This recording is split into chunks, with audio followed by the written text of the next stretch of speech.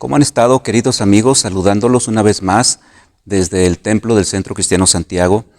Y quiero comentarles algo acerca de lo que estamos pasando en estos días. Mucha gente habla de lo largo que ha sido la pandemia o el encierro de la pandemia, y esto es comprensible. Estamos tratando de hacer las cosas lo mejor posible, tanto el gobierno dando las indicaciones como la ciudadanía tratando de obedecer las mismas.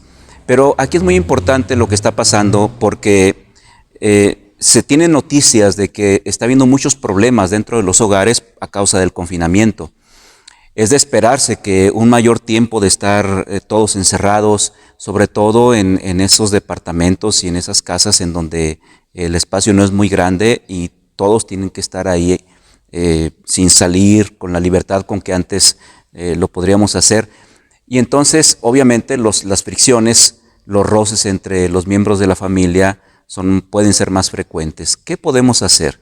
Yo quiero dar un consejo a los varones, porque somos la cabeza del hogar, en el sentido de que somos aquellos que recibimos de parte de Dios revelación y guía para nuestra familia, y junto con la esposa debemos de conducir a nuestros hijos como si fuera un rebaño en medio de el valle que transitamos. Y es muy importante que el varón sepa tratar a su mujer, porque no es posible que el estar juntos en casa haga que maltratemos o que lleguemos a ofender de alguna manera a nuestras esposas. ¿Qué es lo que desea Dios para nosotros? Que tú y yo como varones aprendamos a no ser ásperos con ellas, que aprendamos a respetarlas como a coherederas de la gracia de nuestro Señor Jesucristo, que aprendamos a tratarlas con ternura, con cariño, como a un vaso frágil, porque nuestra fortaleza física del varón debemos de usarla para cuidar y proteger a la mujer, no para dañarla jamás. Entonces, tenemos que tener eso bien en claro. Dios ama a sus hijas, a las mujeres, las trata como a la niña de sus ojos, y Él las defiende y da la cara por ellas. Cuidado con el varón que levante su mano contra su esposa, porque entonces se va a ver cara a cara junto a Dios y no le conviene. Dios es fuego consumidor, dice la Escritura, y ni siquiera las oraciones del varón van a ser oídas si no hay un corazón que sinceramente se interese por el bien de su mujer, que la trate con dignidad y con respeto. Así que vamos haciendo eso, y nuestras mujeres van a ser bendecidas. Va a haber alabanza en sus corazones y acciones de gracias. Y aparte, nuestros hijos van a aprender lo que es una familia, cómo caminar como esposos. Eso lo aprenden ellos desde la casa, y cuando sean grandes van a poner en práctica lo que hayan visto en el hogar. Quizá no somos parejas perfectas, no somos el esposo perfecto ni la mujer perfecta, pero sí hijos e hijas que amamos a Dios de todo corazón, que reconocemos nuestros errores cuando los cometemos y que estamos dispuestos a bendecir a nuestra pareja. Ahora, acompáñame unos momentos para elevar una oración. El tema del día de hoy va a ser el hombre y el mar. Y no sé qué pienses tú de este título, pero yo creo que la Biblia enseña mucho acerca de los mares y la relación que tenemos con ellos. Vamos a aprender algunas cosas, pero si no es Dios el que nos revela lo que vamos a estudiar, entonces es vana palabrería. Nos va a entrar por un oído y a salir por el otro. Vamos a pedir a Dios que sea Él el que nos hable en este momento. Dice la Biblia que cuando Jesús hablaba la palabra de Dios, Él decía: el que tiene oídos para oír, oiga. Y vamos a pedirle a Dios que nos dé oídos para oír la voz de nuestro Señor. ¿Te parece bien? Dice la Escritura que en el nombre de Cristo podemos elevar nuestra oración. Así que, Padre, en el nombre de Jesús te damos gracias en Cristo, porque nos has venido a bendecir a través de su vida. La vida de Jesús para nosotros es salvación y es vida eterna. Ahora, Padre Santo, te pedimos que reveles el contenido de la Escritura a nuestro corazón. Padre, en el nombre de Jesús te damos gracias. Gracias por todo. Te amamos por la preciosa palabra que tienes todos los días para nosotros. pero en este momento habla de una manera especial a nuestro corazón. Padre Santo, gracias en el nombre de Jesús por la palabra que depositas en nuestro corazón. Y te pedimos que no sea la voz de un predicador, que no sea la voz de un pastor, sino que sea tu voz la que entre en nuestro corazón y nos hagas entenderla. En el nombre de Jesús. Amén. Vamos ahora a la palabra de Dios.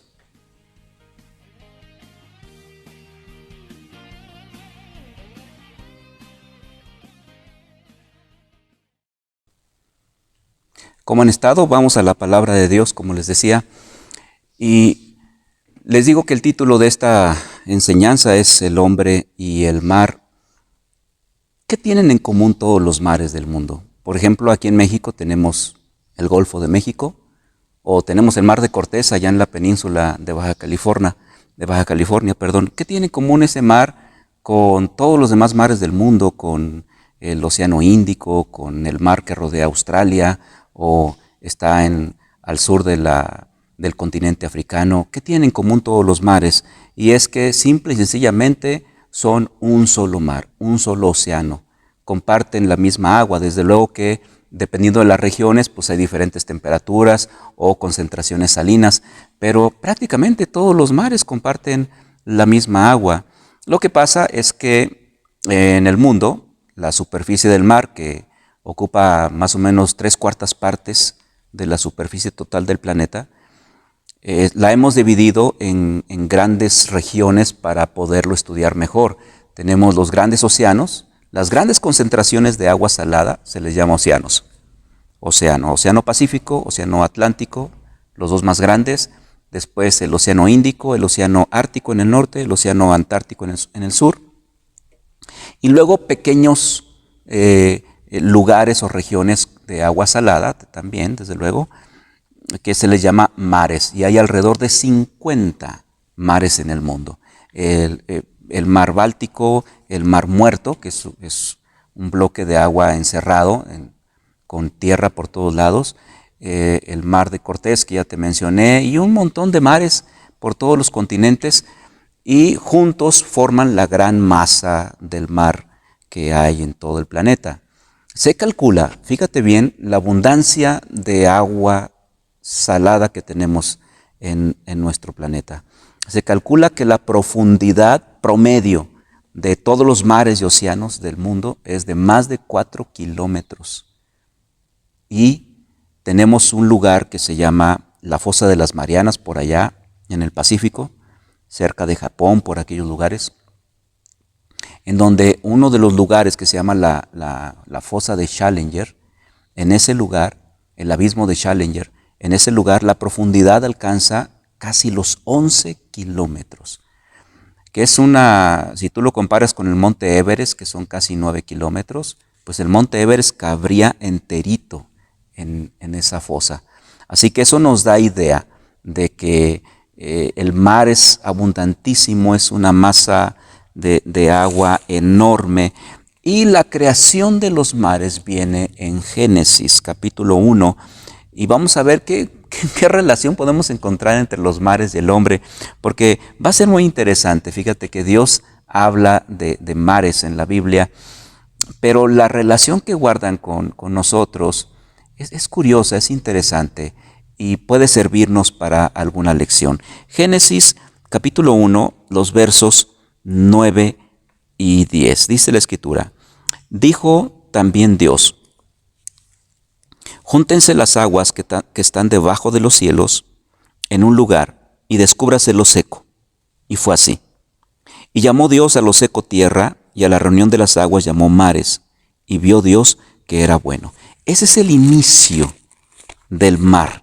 Había agua, pero no eran regiones de agua y regiones de tierra como lo tenemos hoy en día, continentes y mares, sino que había una especie como de mezcla al principio, y el Espíritu de Dios se movía sobre la faz del mundo, sobre la faz de las aguas.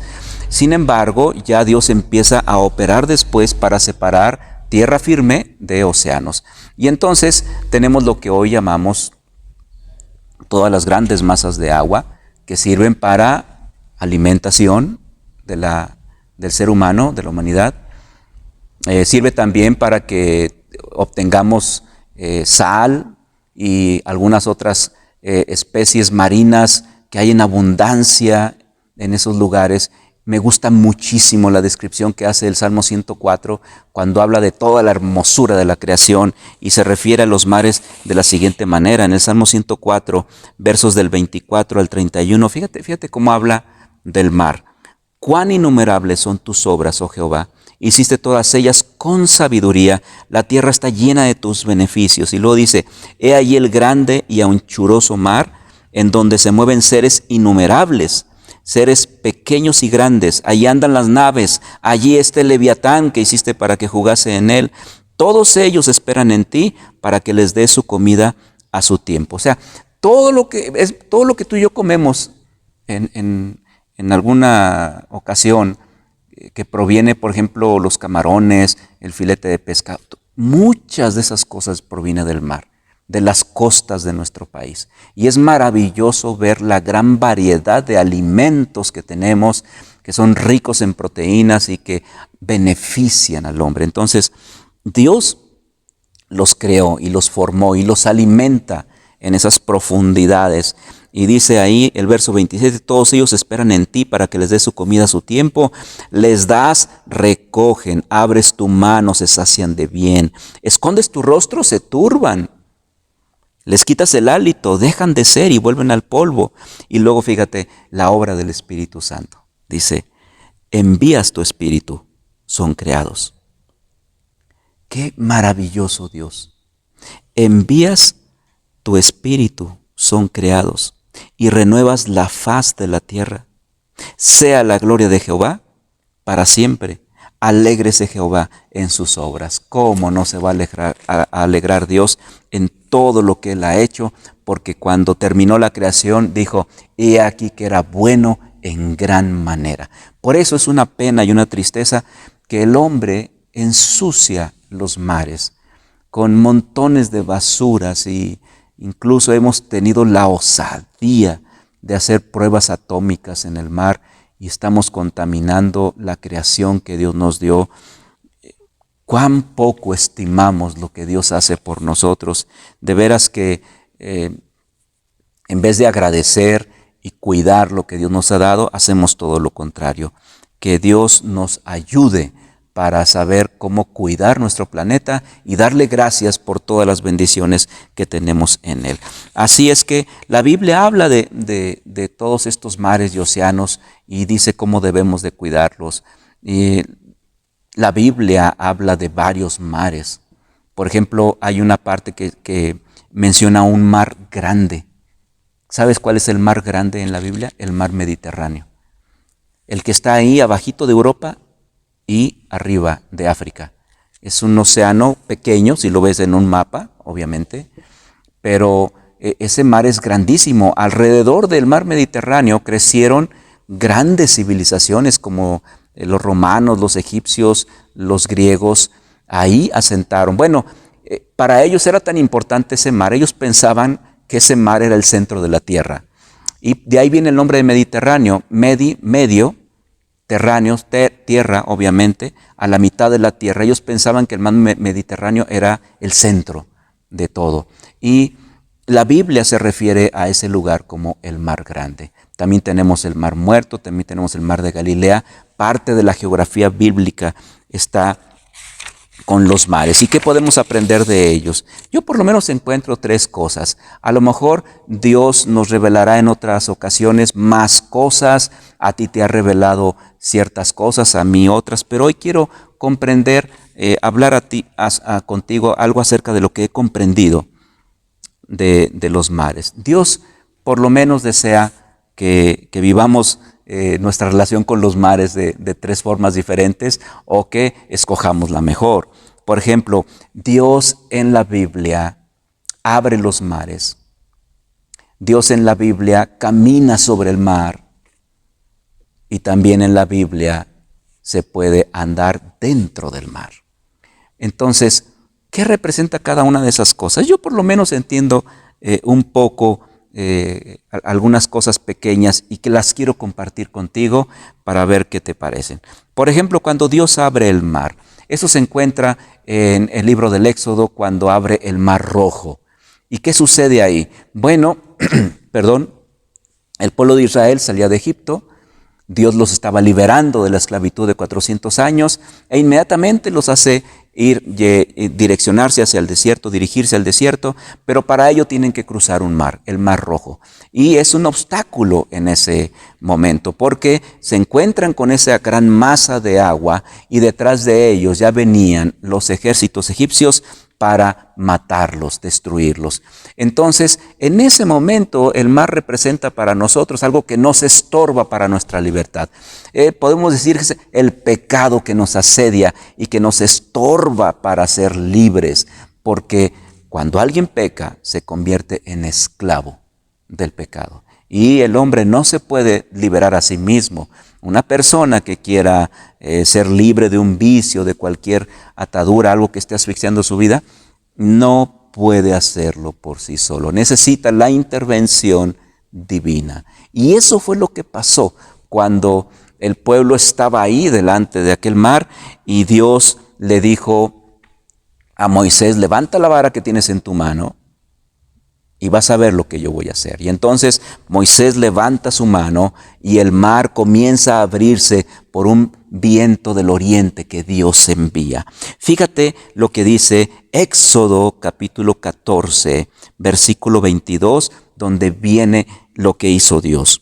Dice así: entonces los hijos de Israel entraron por en medio del mar en seco, teniendo las aguas como muro a su derecha y a su izquierda. Tremendo lo que hace Dios. Se abre el mar y el pueblo pasa por ahí.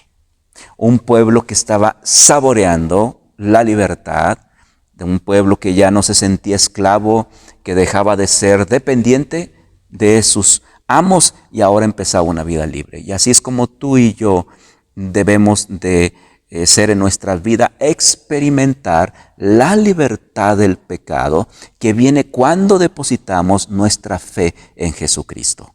Y fíjate lo tremendo, pasa el pueblo, pasan aquellos cerca de 2 millones de personas. Imagínate la cantidad, no era algo que dices tú, fueron 50 y no. Fueron cerca de 2 millones los que pasaron ahí, entre mujeres, niños, adultos. Es un cálculo que se hace porque fueron entre 500 y 600 mil los que se censaron la primera vez que hubo un censo, puros varones mayores de 20 años hubo un censo y esos fueron aproximadamente 503 mil, si mal no recuerdo. Y entonces era una cantidad enorme de personas. Pasaron, los egipcios intentaron hacer lo mismo y fueron sepultados con las aguas del Mar Rojo. Y Dios lo que desea es que nosotros aprendamos y lleguemos a la libertad que hay en Cristo. Y nuestros pecados, que es algo que no vamos a podernos quitar nosotros, solamente lo hace la sangre de Jesús. Nuestros pecados es como si quedaran sepultados en lo profundo del mar. Es una alegoría que hace Dios para que veamos cómo el pecado ya no existe en nuestra vida cuando somos perdonados por Él. Dice Miqueas capítulo 7, versículo 19. Acompáñame, por favor. Dice la palabra de Dios: Él volverá a tener misericordia de nosotros, sepultará nuestras iniquidades y echará en lo profundo del mar todos nuestros pecados. No quiere decir que en el fondo del mar estén los pecados. Eso quiere decir que Él se olvida, ya no van a estar en nuestra vida porque Jesús los ha perdonado. Ahora, eso es, por decirlo así de esta manera, es cuando abre Dios el mar para que pasemos. Pero ¿de qué otra manera tenemos relación o en las Escrituras se muestra una relación con el mar? Bueno, me acuerdo cuando Jesús caminó sobre el mar y enseñó a Pedro a hacerlo también. ¿Qué pasó? Bueno, aquella noche, era una noche, los evangelios cuentan que fue la noche después de la multiplicación de los panes y de los peces. El Señor se retiró al monte a orar en la noche, mientras sus discípulos se embarcaban y comenzaban a remar por el mar de Galilea. En el mar de Galilea tuvo lugar este suceso. Habían remado como unos 5 o 6 kilómetros. El viento era contrario, con dificultad, y ya casi para el amanecer, todavía estaba oscuro. Jesús los alcanza porque, como te dije, él se quedó en el monte a estar orando esa noche y bajó. Y entonces, para alcanzarlos, comenzó a caminar sobre el mar.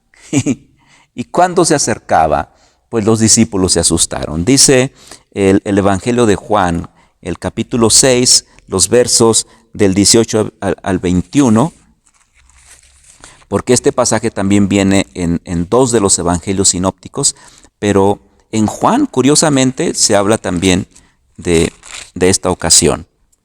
Dice la Escritura, los versos te dije del 18 al 21 del capítulo 6 de Juan. Y se levantaba el mar con un gran viento que soplaba. Cuando habían remado como 25 o 30 estadios, o sea, 5 o 6 kilómetros más o menos para nosotros, vieron a Jesús que andaba sobre el mar y se acercaba a la barca y tuvieron miedo, mas él les dijo, yo soy, no teman. Ese día, en los otros evangelios se cuenta, se narra que Pedro le dijo, Señor, si eres tú, manda que yo vaya a ti sobre las aguas. Y Pedro comienza a caminar, pero duda. Uno de los evangelios es el que trae este pasaje.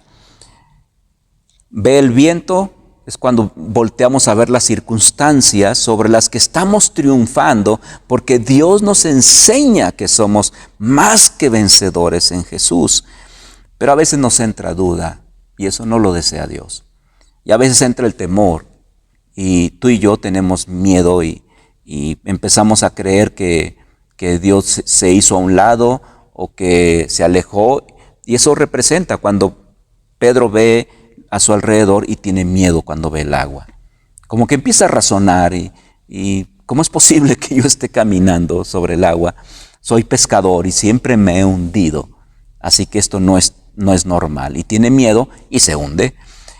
Pero esto me dice a mí que a veces los cristianos, Dios nos llama a que en todas nuestras tribulaciones, todos los problemas que estemos pasando, a veces Dios no abre el mar, no los quita. Dios deja que las circunstancias contrarias estén ahí presentes, pero Él quiere que aprendamos a caminar sobre de ellas, que seamos vencedores en medio de las dificultades. Y eso es precisamente lo que la palabra enseña ahí en la carta a los Romanos. Te pido que me acompañes. Romanos capítulo 8, los versículos del 35 al 39. Es bien interesante porque muchos cristianos no comprendemos o no entendemos por qué los problemas no nos los quita Dios. Como si Dios quisiera que sufriéramos. Y no es el propósito de Dios que suframos. Es el propósito que crezcamos, que aprendamos, que nos fortalezcamos. Y para eso usa el sufrimiento, porque muchas veces es la única manera como vamos a aprender. A veces por el trato suave no entendemos, entonces Dios permite circunstancias que nos van a hacer crecer. Fíjate lo que dice Romanos 8, 35 en adelante. ¿Quién nos separará del amor de Cristo? Está el amor de Jesús presente. Pero fíjate después, tribulación o angustia o persecución o hambre o desnudez o peligro o espada. Esos son los mares sobre los que tenemos que triunfar. Como está escrito, por causa de ti somos muertos todo el tiempo, somos contados como ovejas de matadero. Antes en todas estas cosas, ojo, somos más que vencedores por medio de aquel que nos amó. Y concluye, por lo cual estoy seguro de que ni la muerte, ni la vida, ni ángeles, ni principados, ni potestades, ni lo presente, ni lo porvenir, ni lo alto, ni lo profundo, ni ninguna otra cosa creada, nos podrá separar del amor de Dios que es en Cristo Jesús, Señor nuestro. En otras palabras, tenemos la victoria asegurada si no quitamos nuestra mirada de aquel que nos amó, de Jesús. Pedro decidió poner la mirada en las circunstancias y se hundió. El Señor lo levantó finalmente, como lo hace con nosotros. Pero Dios desea que no nos hundamos, que aprendamos a caminar sobre las aguas. Ahora, hay una tercera circunstancia. La primera, como te dije, que Dios abre el mar y nos ayuda a pasar por en medio. Otra, cuando nos enseña a caminar sobre los problemas, sobre el mar, como lo hizo Jesús. Todas estas son lecciones. No vayas a intentar caminar sobre el mar cuando Dios no te lo ha dicho, porque te vas a hundir. Estoy hablando en lo físico. Hay personas, una vez me enteré de unas personas que intentaron caminar sobre un río crecido y se ahogaron. ¿Por qué? Porque lo que la palabra de Dios nos está enseñando son lecciones para la vida diaria. Bueno, también la tercera circunstancia, y que espero que tú y yo no pasemos por ella, es cuando Dios hace que andemos dentro del mar. ¿Qué pasó con Jonás? Jonás fue un profeta de Dios, amado, usado, fue un instrumento de Dios. Sin embargo, era desobediente, como muchos de nosotros, que Dios nos ha mostrado su amor, su salvación y su perdón, y aún así desobedecemos. Queremos hacer nuestra voluntad, nos dice algo y nos amachamos a no hacerle caso, nos portamos tercamente, es la verdad, y nos metemos en problemas, y entonces Dios dice, bueno, si tú deseas hacerlo así, así será, pero voy a tratar contigo y las circunstancias te van a rodear y vas a andar como Jonás en medio del mar. ¿Qué pasó con Jonás? Él no quiso ir a predicar a Nínive cuando Dios le dijo que fuera a hacerlo. Dios tenía todo bajo control, pero él no, él refunfuñó y como un berrinche que hizo y se fue. Y se embarcó en una embarcación, en una nave de Jope hacia Tarsis, y en el camino hubo problemas, se levantó una tempestad enorme que Dios provocó, y finalmente los marineros entendieron que solamente echándolo al mar se iba a calmar la tempestad. Jonás mismo les dijo, écheme al mar y esto se va a calmar porque esto viene de parte de Dios. No es nomás así porque sí. Dice la Escritura, Jonás, libro del profeta Jonás, capítulo 1, versículo 17. Pero Jehová tenía preparado un gran pez que tragase a Jonás. Y estuvo Jonás en el vientre del pez 3 días y 3 noches. ¿Y sabes algo? Ese pez había sido preparado por Dios.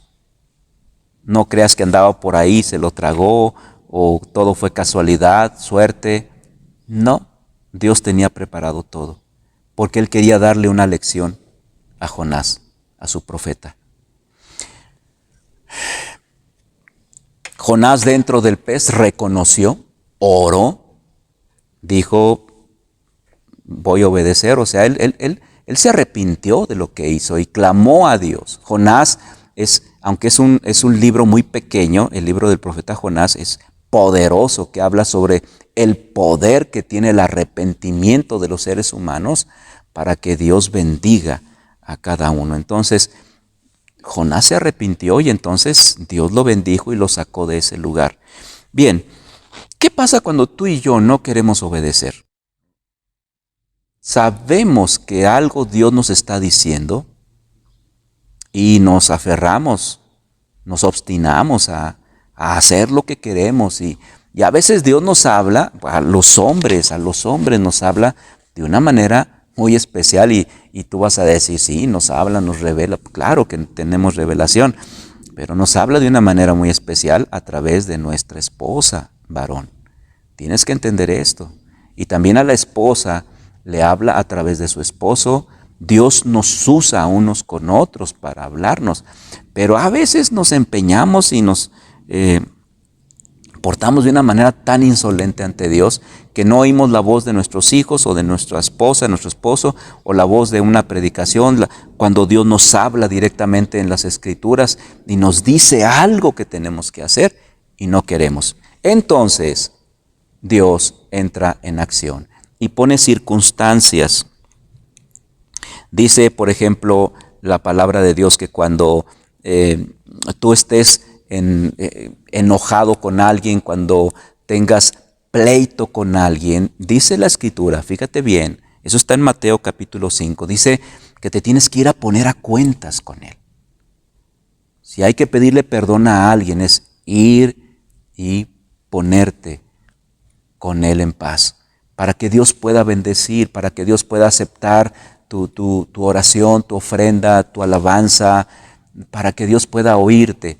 Si no es así, entonces Dios, haz de cuenta que manda como un gran pez, para que manda circunstancias, manda problemas, para que aprendas la lección y no salgas de ahí hasta que no hayas entendido cabalmente lo que te quiere decir, hasta que no hayamos hecho lo que Él nos pide. Bueno, ¿cómo lo dice Jesús? Mateo 5:26, de cierto te digo que no saldrás de allí hasta que pagues el último cuadrante. Está hablando figuradamente de que somos puestos en una cárcel y no vamos a salir de ahí hasta que hayamos pagado todo lo que debemos. ¿Qué significa? Hasta que hayamos hecho lo que Él nos pide. Si es pedirle perdón a alguien, si es ponernos a cuenta, si es platicar con el hijo, si es hacer algo, Dios no nos va a bendecir hasta que no hagamos todo lo que Él nos ha dicho. ¿Así lo hizo con Jonás? ¿Sí? Entonces, Dios anhela esto, porque dice la palabra de Dios, que Dios disciplina a todo el que ama, azota al que recibe por hijo. Eso está en Hebreos 12:6. Léelo en algún momento que tengas oportunidad. Y yo pido a Dios que haya bendición sobre tu vida, para que aprendamos que a veces es por un mar en seco, que Dios lo abre y podemos caminar por ahí. A veces es caminar sobre el mar, que significa ser vencedores y victoriosos en medio de los problemas. Pero si no aprendemos y no obedecemos, Dios también tiene preparadas circunstancias para que a través de ellas aprendamos a obedecerle. Que Dios te dé sabiduría, gracia, para que su Espíritu Santo te lleve a mejores lugares de los que ahora tenemos. Que el Espíritu Santo de Dios nos revele toda la plenitud de Cristo y seamos victoriosos en el nombre de Jesús. Que Dios te bendiga y nos vemos aquí la próxima semana si Dios quiere.